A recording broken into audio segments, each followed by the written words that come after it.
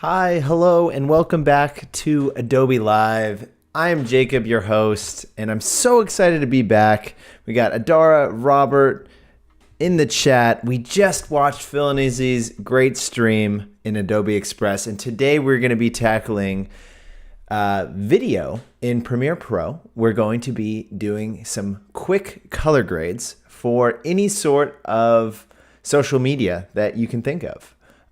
Social media cuts, if we want to crop the social, all the likes in here today. Let's go switch over to my screen and we'll just get started. We'll take a look at what we're working on today. Let me know how everyone's doing in the chat. We have greetings from London, England. Oh my gosh. If I had a British accent, that would be incredible. I think the stream would actually be way more enjoyable and people would want to hear me talk more if I had a British accent. It's great to see you all here.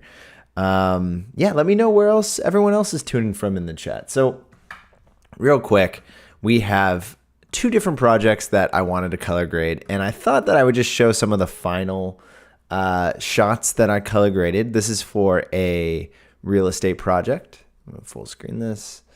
We got very tucked away house in Los Altos, and it didn't look like this when I was filming it, and so we want to turn it into something beautiful.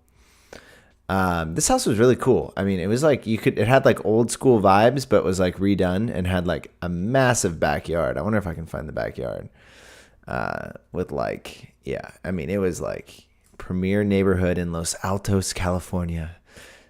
Look at that backyard, like insane. So I want to show you what the footage looked like beforehand and do some color grades. And for those of you who don't know, I make proxies for pretty much everything I do because I shoot in 4K, and sometimes computers don't like that I work in 4K. And so the first step is always taking your footage when it's ingested in Premiere, right-clicking, going to proxy, going to create proxies, because the playback is incredible, especially sometimes with drone footage. You can sometimes, you don't get the best playback when you're adding a bunch of different layers, text effects, things like that. So I'm going to go ahead, grab all these clips. These, by the way, are in the starter files that Idara just put in the chat. So you can follow along with me today if you care to, or after the stream, go ahead and I challenge you to color it yourself, because let me show you what it looks like with everything not color graded. I'm going to hit new sequence from clip to take all of my footage that I shot and bring it into here. I don't want to use any of this audio, and you can see it's kind of a bit ugly because there's so many channels. So I'm going to go ahead and select it. I'm going to delete it, and let's just scrub through. Look at how boring and dry all of these shots look. It's like, okay, we got this shot compared to this. Where is it? Yeah, quite the difference. And so I want to kind of go through my technique of how I get to looks and things like that quickly. So that way you can, if you're making a social media cut, you can do that. If you're making a real estate video for a client, you can do it. And we can also, if we have time, we will color grade some wedding clips as well. But let's go over here and get started. Hi, Izzy in the chat. I'm excited because Izzy's actually up next after me. I'm like sandwiched in today, which is so fun because Izzy and Phil are just always a good time. So let's start with some adjustment layers. I want to name the sequence just because I can for organization's sake. Title it Adobe Live. Go over here, drag this out, and let's make some adjustment layers just to get started. I'm going to go click on adjustment layer. I'm going to click OK. And I'm going to go ahead and check what the frame rate of the sequence is just to see. And we are actually in 23.976 frames a second, which is exactly what we want it to be, because if I go over to the footage, you'll see that the regular footage of the inside of the house is all 60 frames, so we can actually slow it down. And a great pro tip that I can actually show is this color is the drone, which is, I don't shoot that in slow-mo. I just fly the drone slower, which for the other shots, though, I'm going to go ahead and take it out of the comp, show you a little pro tip. You can go ahead and select all of this 60 frame footage. I held down the shift key so that we could select it all. And I'm going to go Command R, and I can actually slow down all the footage before I drag it into the sequence. And this is just like such a time saver, because typically we always want like a real estate video to have like a more slower speed to it. So I'm going to go ahead and put 60% as the default. Suddenly, all our footage is 60%. So when I drag it back in over here, it's 40% longer, but we don't have to do that individually. Command R, you can individually, as you go throughout the footage, you can change it how you like. But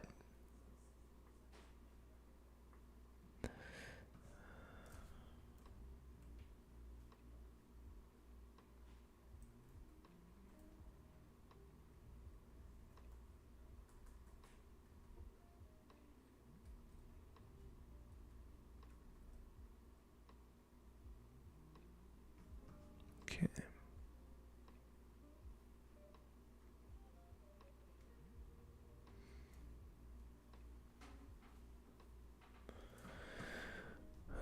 All right, so I'm going to click on 60%. I was just checking because I heard some echo in my headphones, and I wanted to make sure y'all can hear me okay. But now that we play this back, it's all a lot slower, which is exactly what we want. And yeah, I love this little light leak in the tree.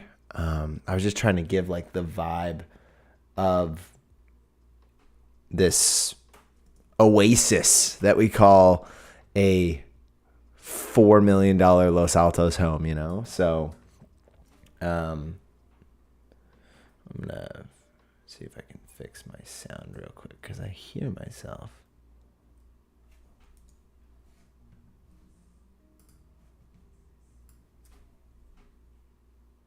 Oh, I realized my phone was on. I was like, what am I hearing? My phone was playing the stream. How silly. Okay. Playing this back. I'm going to check the YouTube chat too. Let's see if we have anyone on here. I will view both the chats. We got Ryan and Ahmed saying hi in the other chat as well. Let me know any questions as we go through this. So I did create an adjustment layer. Let me go ahead and drag that on.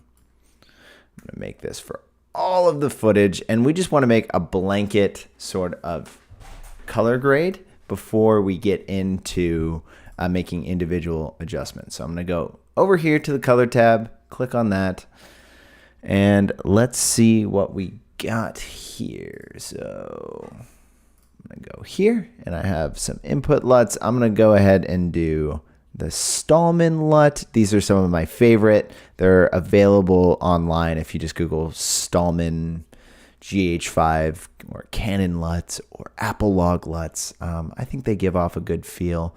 This is like a film sort of thing. Maybe we'll just do a regular for now. And you can tell it definitely makes things dark. And so I usually always overexpose my footage too, because, I mean, this shot is so contrasty, but this, it looks like I exposed it right. So we'll start with this one. Oh my gosh, what an oasis. I'm going to bring back that film look. Let's see if it makes a difference. It's crazy what just a little LUT can do to your footage. And if I wanted to get creative, we can go over to this creative tab and add just a little extra color if we want. I think this is Tropic Color, which is pretty fun. If I just bring this up, it just makes it a little punchy. I'll put it at like a 27% intensity, and it makes it look good.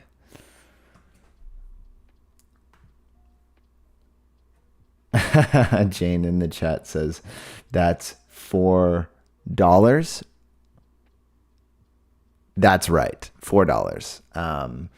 Because ain't no one can afford $4 million, I don't think. So I don't know about you, chat, but if you have an extra $4 million laying around, you can always buy this house. It's always incredible, like the prices of particularly California Bay Area real estate, but just California real estate in general. It is quite expensive to live here, but it is beautiful nonetheless. We can get great greenery footage in the backyard, and we have great weather all year round. So, there's highs and there's lows of it all.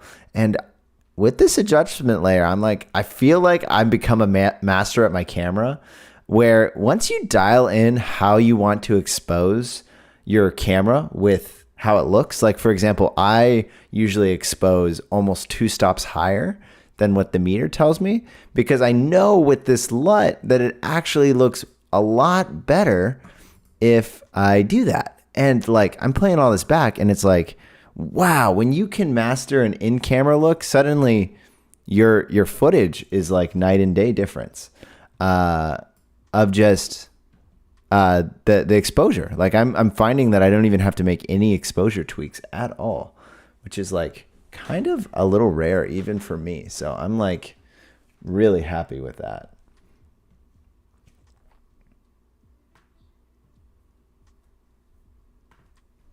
Wow. Okay.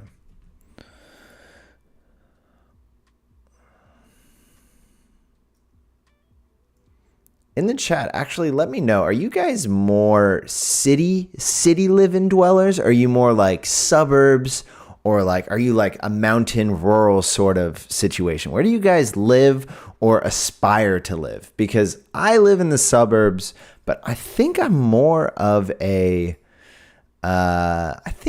city guy. If I could escape the suburbs, I probably would go to a city, because I like the hustle and bustle of things, which is definitely so true. And I don't want to toot my own horn, because I think I've just done enough of shooting with my camera, but I'm like playing back this footage and I'm like, holy crap.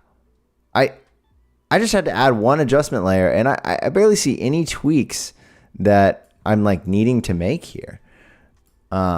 Which is like pretty incredible. I mean, for just being like, this was actually pretty funny. So they vaulted the ceilings in the master bedroom, which made it look like way nicer especially for a 2-story, because this is on the 2nd floor. But since it's from the 40s or 50s when the house was built, there's no walk-in shower. So it was kind of in my opinion, kind of a deal breaker. I mean, you're paying $4 million. It's a premier neighborhood, but look at this. This is your bathroom. You have to walk out, and I don't know if people would be down for that. It's more of an older style house in my area where they put the bathrooms like next door. So, I mean, it's cool. It's kind of got like a little rustic, 1940s flair to it, but it's like, ooh, I don't know. I don't know how I feel about it. But yeah, I mean, the bedroom's pretty dialed. I like the look of it. Let me know what you think of the house in the chat. Winter says suburbs, but rather be farther out with deer as neighbors. I would agree with that, only because I just got back from a lake house trip, and every morning I would wake up and I'd see a family of deer walking past me, and it was like, oh my God, I could just feel my like blood pressure like going down, and just, oh man, I was having such a good time.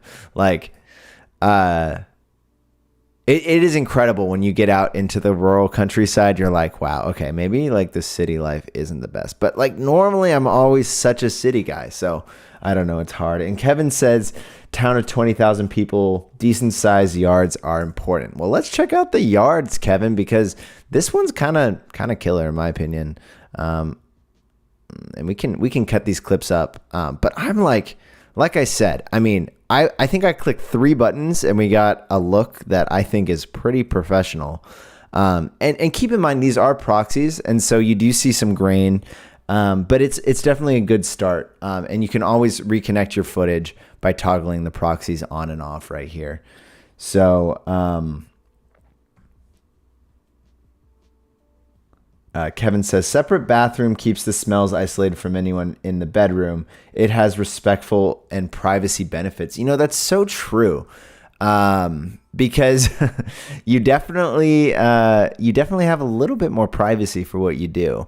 I just think a lot of people prefer the walk-in bathroom nowadays. This is the downstairs bathroom, but let me see. I think this top floor, it only had that one bathroom. That means you have to share it with maybe your kids. And I think for a lot of high-end buyers, that's probably a deal breaker. I mean, maybe if there was two bathrooms, but I think this was the only bathroom upstairs. Yeah, it was, because this is the office. This is that, whoa, I'm going to go back to fit right here. Yeah, this was the only one shared with the whole top level. Yeah, I don't know. That's a deal breaker for me. Winter says, no Amazon delivery for where they live in the having deer as neighbors. You know, I think it takes UPS a while for it to come. I had to walk about half a block, or 2 blocks down the street to put my cans out because the garbage truck can't even fit down the narrow road where the lake house was. And I was like, oh my gosh, like I'm such a city slicker. Like this is like so foreign to me. Like I had to basically go on a small hike to like make this happen, right? So I don't know, pros and cons really. But yeah, I'm really liking how this looks. And like, to be honest, this really isn't too much of an editing stream that I wanted to get over. And I guess I just know what I like right away because I'm pretty happy with this. So honestly, if we switched over to some wedding shots, I think, we have time. We have about 10, 15 minutes left. So I actually had this sample last time, so this will be cool to go over again. So this is, and we can slow down. Let's slow down the footage again. So we're going to select just these Pana clips. And again, these are in those starter files that you were asking, or Adara put in the description. So, you can download these yourself. We're going to go not to proxy because these are already proxies, but I'm going to go Command R and change that clip speed duration to 60% again before we even make our composition. Then I'm going to add these DJI clips. When you select the DJI clip first, you can see it's 23976 and you select them all. Since the first clip you clicked was a 23996 timeline, when you go new sequence from clip, it'll default to that. This is a little bit more countryside. This is a wedding venue that has sheep, if you can believe that. And in the chat, we have Westminster is borough within London, built up area, all that space, and suite bathroom is a must. See, that's what I'm saying. If you're paying $4 million for a house in any area, you got to have an in-suite bathroom. Kind of a deal breaker. I think maybe it was only older houses, at least in my area, only have limited bathrooms. Like that was like a 4-bedroom house with two bathrooms, maybe even a 5-bedroom. That's pretty small if you ask me. And in the YouTube chat, yes, let's see some wedding stuff, good stuff. Okay, I like to see it. This is Berlin and Joe. They are awesome. They look like this. I shot their wedding, I think a year ago, but there's just Carmel Valley in California, just beautiful. And I just pulled a couple clips because I didn't want to overwhelm the starter files. We're going to create a new adjustment layer. And we could probably take the look that we already built, but let's just, let's get these sheep first, let's see what these sheep are up to. Let's see if we can get some good sheep content. We got ocean, the house, and then some sheep. I'm here for this sheep content. Let's see. Let's play this back. Oh my gosh. I just want sheep content all day. So let's go over here. Adjustment layer. Same thing we did last time. I'm just going to put a different LUT on because it is drone footage. And so let's do this phantom LUT. Oh, that's not the one I want. This one is much better. So this is D-Log. every camera has its own color grading profile, right? So D-Log is for DJI drones, while V-Log is for Panasonic. Don't tell me why it's called D-Log for, or actually, D-Log makes a lot of sense for DJI because it starts with D. But don't tell me why Panasonic is called V-Log. That will never make sense to me. But usually it's the first letter. So Canon is C-Log, Sony is S-Log. And so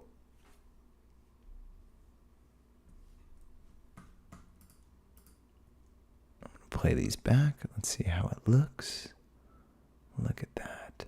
I have a feeling that these might actually not be proxies. I'm going to reveal this in the Finder. And sure enough, all of this footage are not proxies. So just so you know, if you want to make proxies next time, you'll actually see it labeled. It'll say proxy here.